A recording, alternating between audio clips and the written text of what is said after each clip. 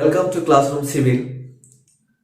আজকে আমরা theory of simple bending পড়ব। কোনো যদি একটা বিম সেকশন থাকে, তার উপরে যদি কোনো একটা লোড অ্যাক্ট করে, তাহলে সেই বিমটা কি হবে? ডিফ্লেক্ট হবে বা বেন্ড করবে। তার মানে ধরো এরকম একটা বিম আছে, যদি লোড আমরা দিই, এ কি করবে? ডিফ্লেক্ট হবে। সেই সেকশনটা বা সেই বডিটা কি করবে? ইন্টারনালি একটা ফোর্স জেনারেট করবে সেই মোমেন্টের এগেনস্টে। তাহলে সেই অ্যাক্রস দ্য সেকশন যে ফোর্সটা জেনারেট বা যে স্ট্রেস জেনারেট করবে due to external bending moment, সেটাই হবে তার বেন্ডিং স্ট্রেস। মানে যখনই এই যে ফোর্সটা অ্যাক্ট করছে, তাহলে এই ফোর্সের জন্য যে বেন্ডিং মোমেন্ট জেনারেট হচ্ছে, এবং যেই বেন্ডিং মোমেন্টটা এই সেকশনটাকে কি করছে? বেন্ড করছে। যেই বেন্ড করতে যাবে তখন সেকশন কি করবে? একটা রেজিস্টিভ ফোর্স জেনারেট করবে। এই রেজিস্টিভ ফোর্স পার ইউনিট এরিয়াকে আমরা বলবো বেন্ডিং স্ট্রেস। এবং বেন্ডিং স্ট্রেসটা অ্যাক্রস দ্য সেকশনে ডেভেলপড হয়, এবং অ্যাক্রস দ্য সেকশনে কোথায় কি অ্যামাউন্টের বেন্ডিং স্ট্রেস জেনারেট হয় সেটা আমরা ডেরিভেশন করে দেখব। বোঝা গেছে? তাহলে এই যে আমরা থিওরি অফ সিম্পল বেন্ডিং পড়বো, এর কিছু এজাম্পশন আছে। কি?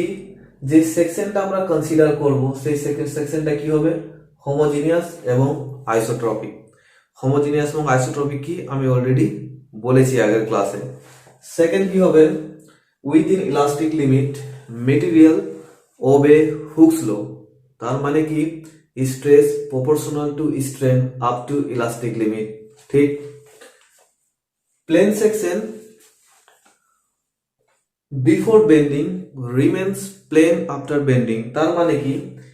এই যে সেকশনটা আছে এ বেন্ড হয়েছে, তাহলে তার যে আমরা বলবো টপ ফাইবার আছে, মানে তার বাইরের যে সেকশনটা আছে সেই সেকশনটার কিন্তু কোনো রকম হেরফের হবে না। তার মানে কি?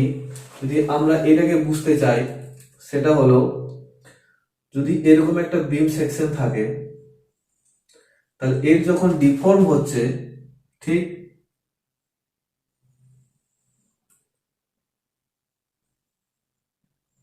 ডিফর্ম হচ্ছে, তাহলে এই যে টপ ফাইবার বা বটম ফাইবার আছে বা সাইড ফাইবার আছে সেগুলো কিন্তু প্লেনই থাকবে। এইরকম করে এরা বেন্ড হবে না। ঠিক। সেকশনটা কি থাকবে? প্লেন থাকবে। বোঝা গেছে? তার মানে কি? এই যে নিউট্রাল অ্যাক্সিসটা আছে এখান থেকে, নিউট্রাল অ্যাক্সিস কি পড়ে আমরা বলবো যে মিডলে যে অ্যাক্সিসটা আছে এখান থেকে এই ডিসটেন্সটা কিন্তু সবসময় সমান হবে। means strain is proportional to the distance from the neutral axis. ঠিক। 4 নম্বর কি আছে? each layer of the beam is free to expand or contract. তার মানে কি? ধরো এরকম একটা বিম আছে, এর উপরে যদি আমি একটা ফোর্স দিই, তাহলে কি করবে? ডিফ্লেক্ট করবে। ঠিক। এ কি করবে? ডিফ্লেক্ট করবে।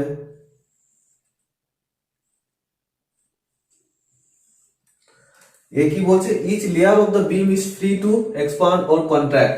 তার মানে এই যে বিম সেকশনটা আছে এর উপরে যদি ফোর্স দেব, তাহলে তাকে ফ্রিলি এক্সপান্ড করতে দিতে হবে, বা এটা যখন এক্সপান্ড হচ্ছে,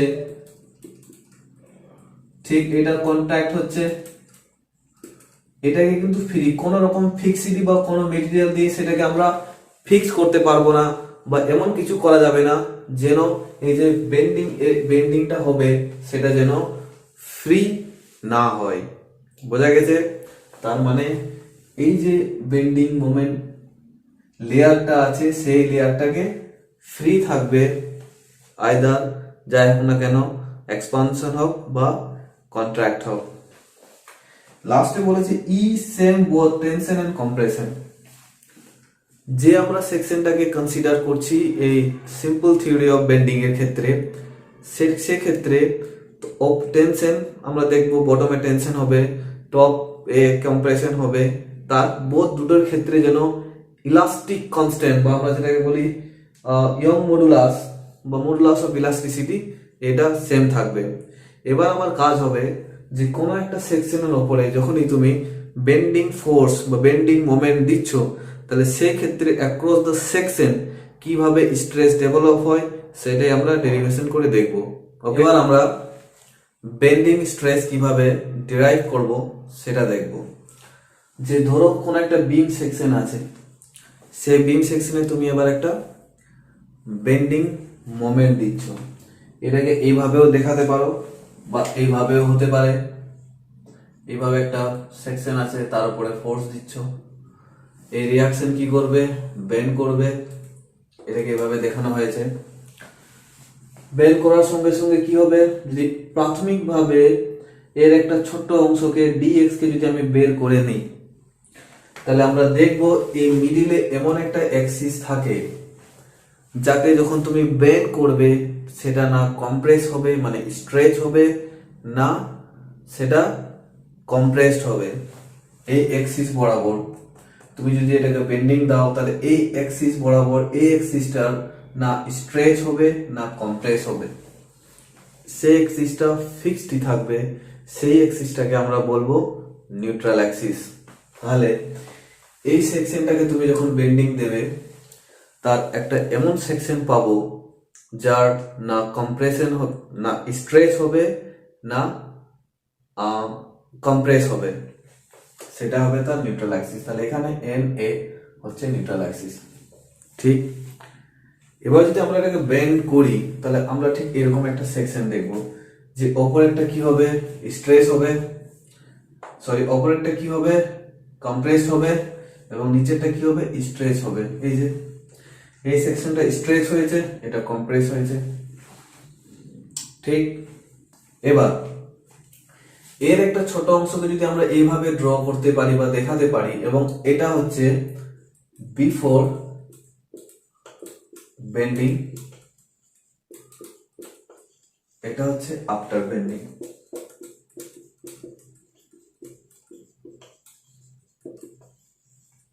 তার মানে এই যে পয়েন্টগুলো আছে এ বি সি ডি, এবং এর একটা ওয়াই ডিস্টেন্সে ছোট্ট একটা আমরা স্ট্রাইপ কনসিডার করব। ওয়াই ডিস্টেন্স কোথা থেকে, নিউট্রাল অ্যাক্সিসে, সেই সেকশনটা নেব আমরা ডেরিভেশন করার জন্য। ঠিক, এর লেন্থ কি হবে, পি কিউ, এটা এসি, এটা আর এস, এটা বিডি। ঠিক, এবার তুমি বেন্ডিং দিয়ে দিয়েছো, ডিফ্লেক্ট হয়ে গেছে।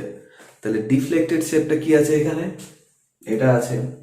তাহলে এখন এ ছিল, এ ড্যাশ হয়ে গেছে, সি ড্যাশ হয়ে গেছে, পি ড্যাশ হয়ে গেছে, কিউ ড্যাশ হয়েছে, R dash, H dash, B D dash. কোথাও স্ট্রেচ হয়েছে, কোথাও কম্প্রেশন হয়েছে। এবার আমাদের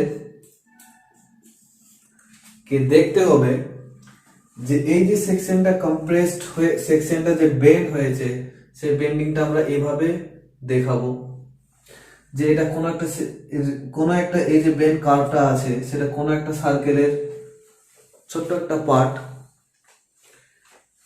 যদি এটা থিটা হয়, তাহলে এটা যদি আমরা দেখবো রেডিয়াসটা কোথায় হচ্ছে, নিউট্রাল অ্যাক্সিস থেকে। আমরা নিউট্রাল অ্যাক্সিস থেকে দেখাচ্ছি এটা আর, বোঝা গেছে? তাহলে আগে এই সেকশনটা ছিল পি কিউ, এখন হয়ে গেছে পি কিউ ড্যাশ। তাহলে আমরা লিখতে পারি যে ওয়াই নিউট্রাল অ্যাক্সিস থেকে ওয়াই ডিস্টেন্সে যে সেকশনটা নেওয়া হয়েছে, তার ডিফরমেশন কি হয়েছে, ডিফরমেশন কি হয়েছিল, ছিল পি কিউ, এখন হয়ে গেছে পি ড্যাশ কিউ ড্যাশ। ঠিক, তাহলে স্ট্রেন কি হবে, বোঝো, স্ট্রেন কি হবে, ডিফরমেশন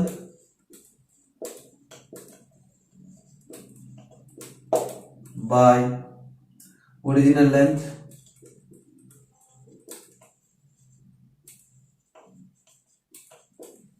ঠিক, তাহলে ডিফরমেশনটা কি দেখলাম আমরা, P Q, P dash Q dash by P Q.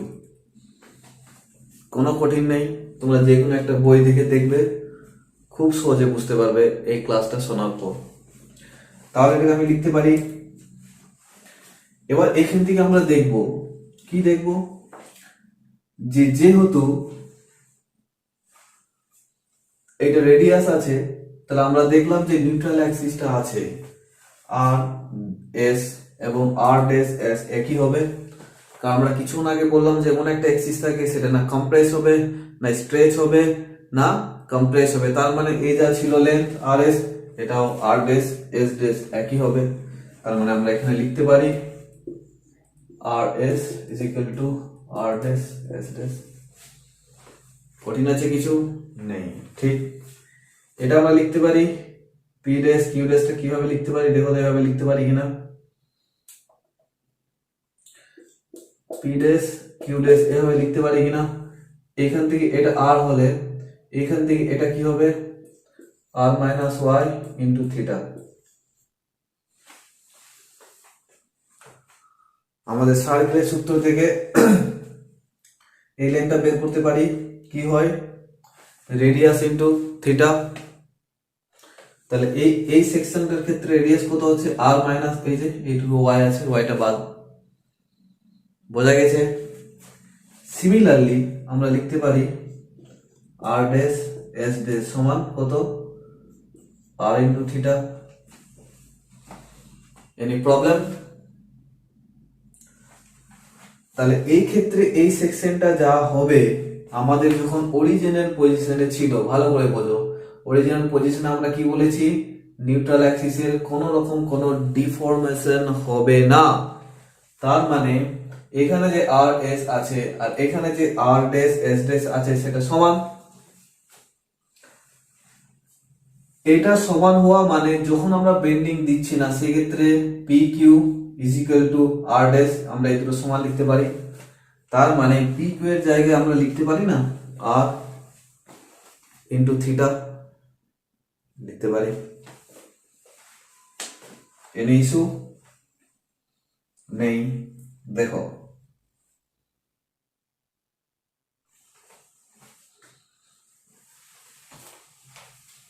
এই পার্টটা আমি একটু মুছে দিচ্ছি, ঠিক।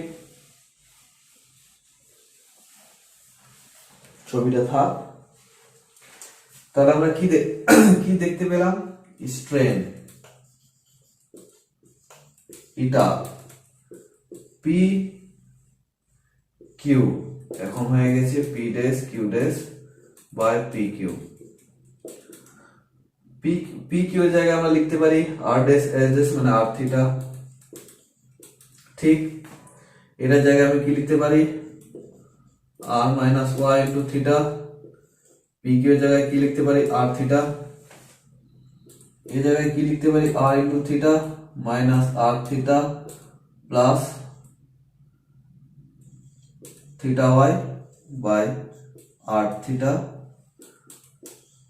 থিটা ওয়াই আর থিটা সমান ওয়াই বাই আর। এটা হলো তোমার স্ট্রেন, ঠিক। এখনো পর্যন্ত কোনো কঠিন নেই।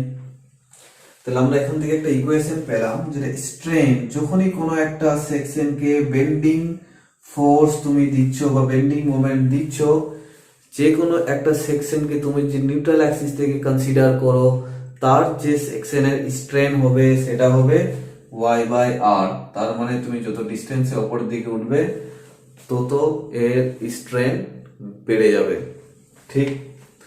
এত অবধি বোঝা গেছে? তাহলে আমি এই পোর্শনটাকে মুছলাম। এবার আমরা কি দেখব,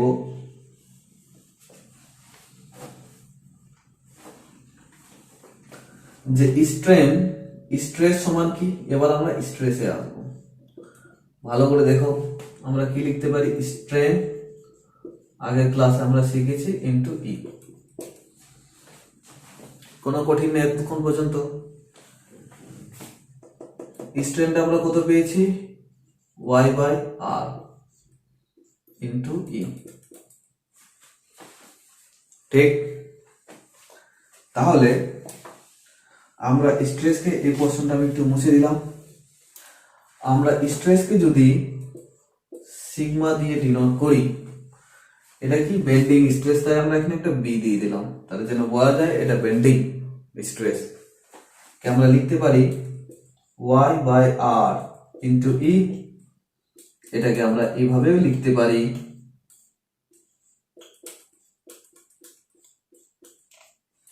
remember important, very important, sigma B by Y equals to E by R. ঠিক এতদূর পর্যন্ত বোঝা গেছে। এবার আমরা আরেকটা এর সঙ্গে পোরশনকে প্রুভ করব যে sigma B by Y equals to E by R এর সঙ্গে আরো কিছু টার্ম আসবে, সেটা হলো মোমেন্ট অফ ইনার্শিয়া এবং বেন্ডিং। এখানে আমরা বেন্ডিং, যে বেন্ডিং ফোর্সটা দিচ্ছি তার সঙ্গে কি রিলেশন আছে। ওকে, তাহলে আমরা দেখলাম একটা রিলেশনশিপ, সেটা হচ্ছে sigma B by Y equals to E by R. এবার আমাদের যে মোমেন্ট অ্যাপ্লাই করছি তার সঙ্গে কি রিলেশনশিপ সেটা আমরা দেখব। যদি আমরা নিউট্রাল অ্যাক্সিস থেকে এই যে পি কিউ আছে, যদি আমরা এরিয়া ধরি, area of strip P Q যদি স্মল ডি এ হয়, তাহলে এবং এর যদি স্ট্রেস কত দেখলাম আমরা, y বাই আর ইন্টু ই। ঠিক, তাহলে এর মধ্যে ফোর্স কত হচ্ছে, তাহলে বেন্ডিং ফোর্স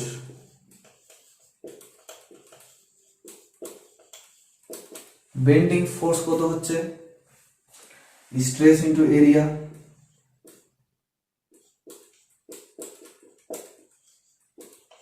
ঠিক,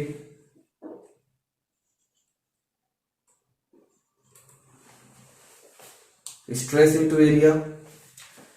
এবার যদি আমরা মোমেন্ট বের করি, moment of P Q from কোথায়, নিউট্রাল অ্যাক্সিস,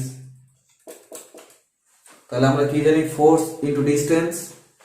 এর উপরে কত ফোর্স কাজ করছে, y by R into E into D A.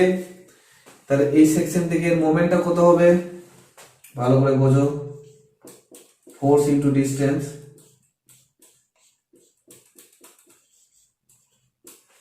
ঠিক, এটাকে আমরা এভাবেও লিখতে পারি,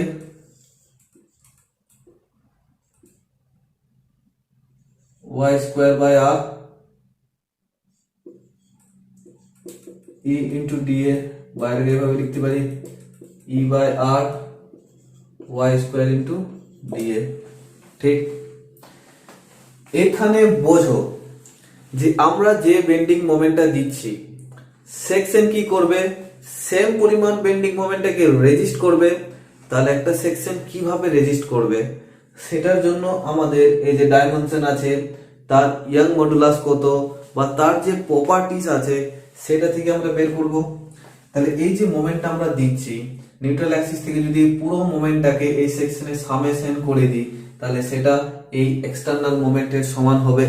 আমরা এটাই করব, যে আমি যখন বিমটাকে একটা ফোর্স বা বেন্ডিং মোমেন্ট দিচ্ছি, সেই সেকশন কি করবে, বেন্ডিং মোমেন্টটাকে রেজিস্ট করার জন্য একটা ফোর্স জেনারেট করবে বা স্ট্রেস জেনারেট করবে, সেটা হচ্ছে বেন্ডিং স্ট্রেস। তাহলে কোন একটা পার্টিকুলার সেকশনকে যদি আমি কনসিডার করে, এখানে যেমন পি কিউ কনসিডার করেছি, যার এরিয়া হচ্ছে ডি এ, তাহলে সেইটাকে নিউট্রাল অ্যাক্সিস থেকে যদি আমি ফোর্সটাকে কনসিডার করি, ফোর্সকে ডিস্টেন্স দিয়ে মাল্টিপ্লাই করে যদি মোমেন্ট বের করি, এবং নিউট্রাল অ্যাক্সিস থেকে পুরো মোমেন্টটাকে আমরা যদি সামেশন করে দিই, তাহলে সেই মোমেন্টটা এক্সটার্নাল মোমেন্টের সঙ্গে সমান হবে। এটাই হচ্ছে তোমার পয়েন্ট। ঠিক, তাহলে এটাই হচ্ছে, এই জায়গায় আমি মুছলাম একটু। তাহলে আমরা এটা লিখতে পারি যে algebraic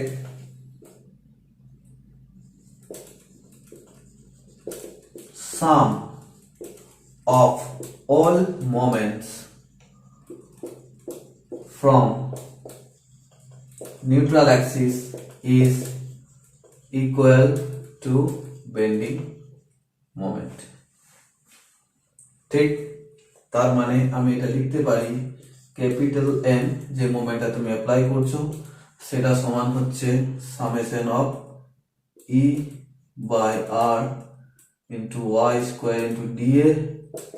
ই আর আর হচ্ছে কনস্ট্যান্ট, তাই এটা বের করা যাবে Y square into D A, এটা আমরা জানি। এটাকে কি বলে? মোমেন্ট অফ ইনার্শিয়া, আমি আগে পড়িয়েছি। তাহলে এটাকে আমরা লিখতে পারি E by R into I. বোঝা গেছে? তার মানে M by I equals to হচ্ছে ই বাই আর। ঠিক? এই দুটো আমরা পেলাম। এর আগে আমরা কি পেয়েছি? সিগমা বাই ওয়াই সমান ই বাই আর। বোঝা গেছে? বোঝা গেছে? এবার এই দুটোকে আমরা যদি সমান করি তাহলে আমরা একটা কমন সূত্র বা কমন ফর্মুলা পাবো। সেটা কি? ভালো করে দেখো, এম বাই আই ঠিক ই বাই আর সমান sigma by y. Very very very important. প্রচুর প্রশ্ন এখান থেকে জিজ্ঞেস করা হয়, প্রচুর প্রশ্ন জিজ্ঞেস করা হয়। ঠিক? বোঝা গেছে? তাহলে আমরা দেখলাম যে নিউট্রাল অ্যাক্সিস থেকে যদি যত উপরে যাবে তার স্ট্রেন তত বাড়বে। স্ট্রেন বাড়া মানে স্ট্রেসও বাড়বে। তাহলে আমরা বিভিন্ন সেকশনের ক্ষেত্রে দেখব যে কোন ফাইবারে, মানে নিউট্রাল অ্যাক্সিস থেকে যখন আমি অপরের দিকে যাব তাহলে স্ট্রেসের ভ্যালুটা কি হয়। সিম্পলি আমরা বুঝতেই পারছি, নিউট্রাল অ্যাক্সিসে স্ট্রেস হবে 0, টপে হবে কম্প্রেশন এবং ইনক্রিজ হবে, সরি অপরে হবে কম্প্রেশন, ইনক্রিজ হবে, এবং বটমে হবে টেনশন। এটাও নিউট্রাল অ্যাক্সিস থেকে যত তুমি এগিয়ে যাবে সেটা ইনক্রিজ করবে। ক্লিয়ার? করে আমরা একটা সেকশন মডুলাস কি সেটা জানবো। আমরা ডেরিভেশনটা কি দেখলাম, সেটা হলো E by R is equal to M by I সমান সিগমা বাই ওয়াই। ঠিক? এই পার্টটাকে যদি আমরা কনসিডার করি তাহলে আমরা লিখতে পারি এরকম যে m is equal to sigma into I by y।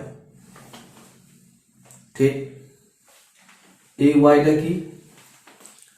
Neutral axis থেকে ডিস্টেন্স। এই যে এই y by I by y এটাকে বলা হয়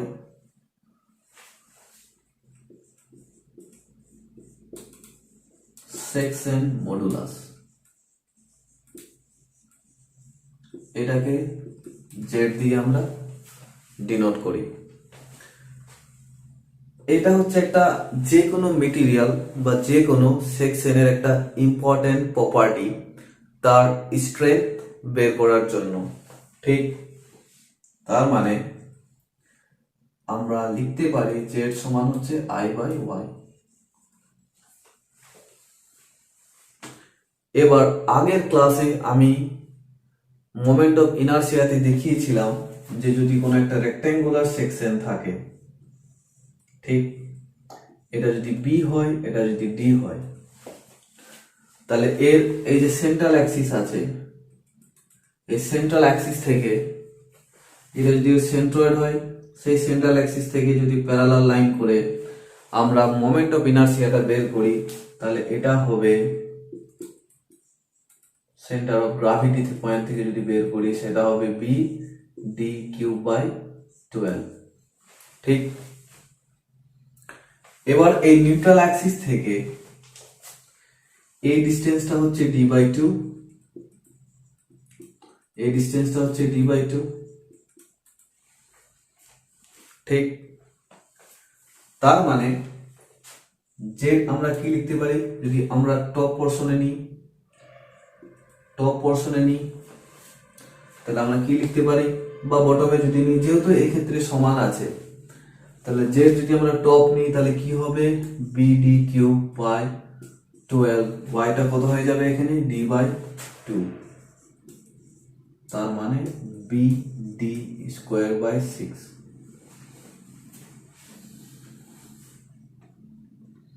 বুঝেছ? যদি আমরা একটা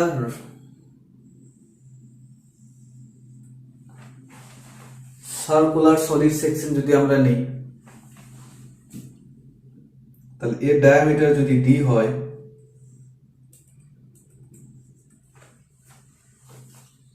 একটা রেক্টাঙ্গুলার সেকশন নিলাম আর একটা সলিড সার্কুলার বা আমরা বলতে পারি সলিড স্ফেরিক্যাল সেকশন নিলাম,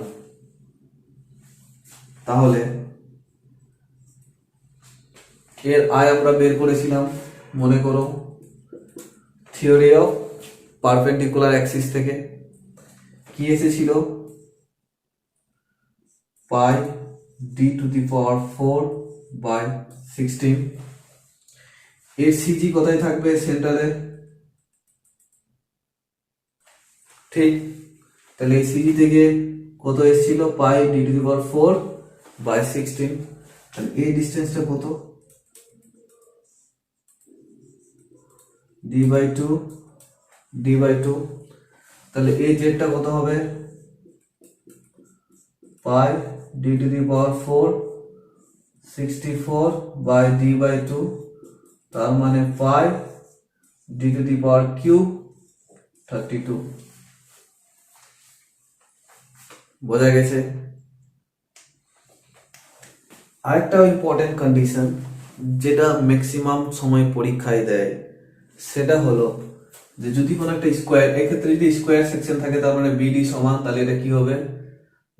বিডি যদি সমান হয় তাহলে d to the power cube, d to the power 4 by 12, এটা হবে d to the power 3 by 6। যদি একটা স্কোয়ার সেকশনকে, তাহলে এটা আমরা বুঝলাম সেকশন মডুলাসটা কি জিনিস। একটা স্কোয়ার সেকশনকে তুমি এই যে কর্নার পয়েন্ট আছে, সেই কর্নার পয়েন্টটাকে তুমি এইভাবে এই শেপে রেখেছো, তাহলে এর সেকশন মডুলাস কি হবে? ঠিক, তাহলে এর সিজি হচ্ছে দিস পয়েন্ট, এই ডিসটেন্সটা কত হবে? এই ডিসটেন্সটা হবে এটা, আর এই টোটাল ডিসটেন্সটা হবে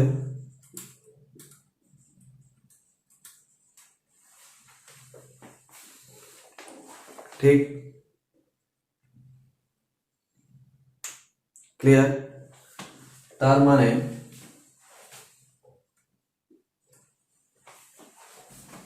আমরা এই দুটো কনসিডার, দুটো আমরা এতে ডিভাইড করতে পারি, 1 and 2। আমরা লিখতে পারি, দেখো লিখতে পারি কিনা, 2 into এটা কত আছে? বি, বি কত আছে? √2 into a, ডি কত হচ্ছে? a by √2 into cube by 12। ঠিক, এই ডিসটেন্সটা কত হচ্ছে? y হচ্ছে a বাই √2। বোঝা গেছে? তাহলে এটাকে আমরা এভাবে লিখতে পারি 2 into √2 into a to the power 3 by 12 into 2 √2, এটা উপরে চলে যাবে √2। ঠিক, তাহলে 2 √2 means 4, 2 কাটলো, এখানে 2 কাটলো, তার মানে হলো এখানে একটা a আছে, a to the power cube 6 √2। Very very important, এখান থেকেও বহুবার প্রশ্ন দিয়েছে। তাহলে আমাদের প্রবলেম করতে এইগুলো আসবে, আরো আসবে। কি আসবে? একটা সলিড সার্কেল আছে, একটা হলো সার্কুলার সেকশন আছে, সেই ক্ষেত্রে তোমার জেড কত আসবে? তার মানে যদি আমি এটাকে ধরি ক্যাপিটাল ডি, এটাকে যদি আমি ধরি স্মল ডি, তাহলে আমরা জানি সিজিটা কোথায় থাকবে? এখানে। তাহলে টপ পয়েন্টের ডিসটেন্স কত হবে? ঠিক, তাহলে এই সেকশনটার আই কত হবে? আগের ক্লাসে আমি বলেছি কত হবে পাই 64 t⁴, এটা হবে, আগে আমি ক্লাসে দেখিয়েছি। তাহলে জেড কত হবে, এই ডিসটেন্সটা কত, ক্যাপিটাল D/2, তাহলে বসিয়ে দাও, পাই 64 ইন্টু ডি, ওপরে 2 চলে যাবে, d⁴, capital D⁴ minus small d⁴, that means pi by 32 d⁴ minus d⁴, small and capital। তাহলে এটা হলো বেসিক্যালি তোমাকে এখান থেকেই প্রশ্ন দেবে, এর বাইরে তোমাদেরকে প্রশ্ন দেয় না। কিছু কিছু দেয়, সেটা আমরা আগে দেখব। যে যদি টি বিম থাকে, এক্ষেত্রে যেমন সিজি বের করতে আমরা শিখেছিলাম, সেক্ষেত্রে তোমাকে জেড এ এবং জেড, এই যে টপ সেকশনের ক্ষেত্রে জেড টি, বটম সেকশনের ক্ষেত্রে জেড বি, এগুলো তোমাদেরকে বের করা আমি শেখাবো। ওকে, এটা একটা ইম্পর্টেন্ট জিনিস যে what do you mean by the pure bending. Pure bending বলতে কি বোঝো, এটা বিভিন্ন পরীক্ষায় পড়েছে। যদি আমরা এরকম একটা কন্ডিশনকে যদি কনসিডার করি, দেন এর মধ্যে একটা রিয়াকশন আছে, সরি এটা নয়, এটা হচ্ছে তোমার এল, ঠিক, এটা হচ্ছে তোমার এল। তার মানে দুটো সমান ডিস্টেন্সে পয়েন্ট লোড অ্যাক্ট করছে। তুমি যদি এর রিয়াকশন ডিটারমাইন করো, তাহলে আমি কি বলেছি, যদি ফোর্স সিমেট্রিক্যাল থাকে, তাহলে চোখ কান বন্ধ করে কি করবে, ফোর্সটা হাফ হয়ে যাবে। তাহলে সিমেট্রিক্যালে আছে, একই ডিস্টেন্সে অ্যাক্ট করছে, দুটো পয়েন্ট লোড আছে এবং তার ভ্যালু ইকুয়াল আছে, তাহলে আমি ডাইরেক্ট এখান থেকে লিখতে পারি আর এ সমান হচ্ছে পি এবং আর বি সমান হচ্ছে পি। ঠিক, বোঝা গেছে? এবার আমি শিখিয়েছিলাম, মনে করে দেখো শিয়ার ফোর্স আর বেন্ডিং মোমেন্ট ডায়াগ্রাম কি হবে। তাহলে এ কি করছে, পি দিচ্ছে, আপলিফট করছে, আপলিফট করলে কি হয়, প্লাস হয়, তাহলে দাও প্লাস দাও, পি দিলে এ পর্যন্ত কি কোন রকম আনব্যালেন্স ফোর্স নেই, তাহলে পি পর্যন্ত চলে গেল কোথায়, সি অবধি। এবার আবার সেম পরিমাণ পি লোড অ্যাক্ট করছে, তার মানে এটা হচ্ছে সি। এখানে কিন্তু ভার্টিক্যাল ফোর্সটা জিরো হয়, summation of vertical force zero. এরপরে কোনো শিয়ার ফোর্স কাজ করবে না, হঠাৎ করে আবার এটা কি করবে, ডাউনওয়ার্ড মুভমেন্ট করবে, তার মানে নেগেটিভ। তাহলে ঠিক এল ডিস্টেন্সের পরে যখন এই পয়েন্টে আসবে, এ কি করবে, নেগেটিভ পি দেবে।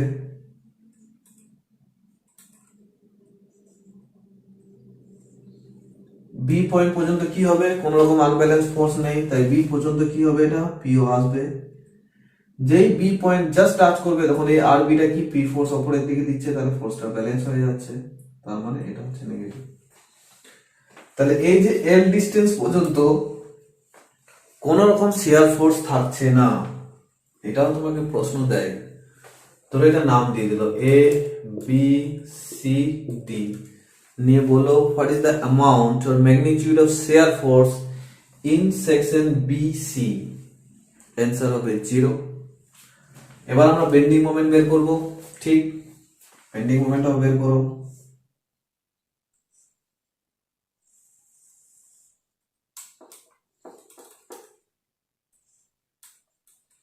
বোঝা গেছে? তাহলে বেন্ডিং মোমেন্ট আমরা দেখব। তাহলে এটা হবে পি ইন্টু এ, তার মানে পি ইন্টু এ, এ থেকে যেতে যেতে কি হবে, আস্তে আস্তে মোমেন্টটা বাড়ছে, তার মানে স্ট্রেট লাইন। এ পর্যন্ত গেলাম আমি, এটা হবে পি ইন্টু এ। বোঝাচ্ছ? আর কোনো ফোর্স আছে? নেই। তাহলে এই কি করবে, এইখানে যদি আমরা নিই, তাহলে পি ইন্টু এ ইন্টু এক্স পজিটিভে কাজ করবে আর পি ইন্টু এক্স নেগেটিভে কাজ করবে। সাপোজ আমি এরকম একটা সেকশনটি নিচ্ছি, এই যে ধরো এম এম, বুঝতে পেরেছো? তাহলে মোমেন্ট অফ এম এম, এইটা ডিস্টেন্সটা যদি এক্স হয়, ভালো করে বোঝো, তাহলে এটা কি হবে? P into A plus X minus P into X, তার মানে P A plus P X minus P X সমান পি এ। বুঝতে পেরেছো? তাহলে এই পি এ কি হচ্ছে? কনস্ট্যান্ট হচ্ছে কত দূর অবধি? সি অবধি।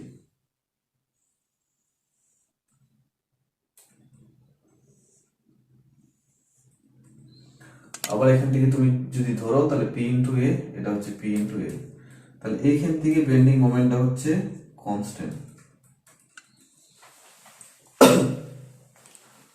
তার মানে যদি কোনো সেকশনে শিয়ার ফোর্স না থাকে এবং কোন রকমের টরশন না থাকে, তাহলে পিওর বেন্ডিং এর ডেফিনেশন কি হচ্ছে?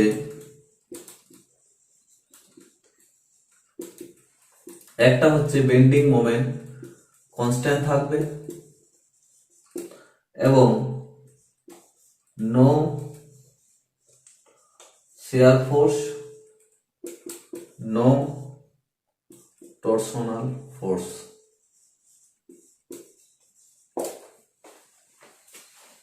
Very very important.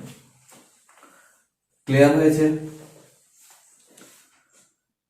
নেক্সট ক্লাসে আমি এর রিলেটেড নিউমেরিক্যাল প্রবলেমগুলো সলভ করব। খুব ভালো ভালো নিউমেরিক্যাল প্রবলেম এখান থেকে আসে।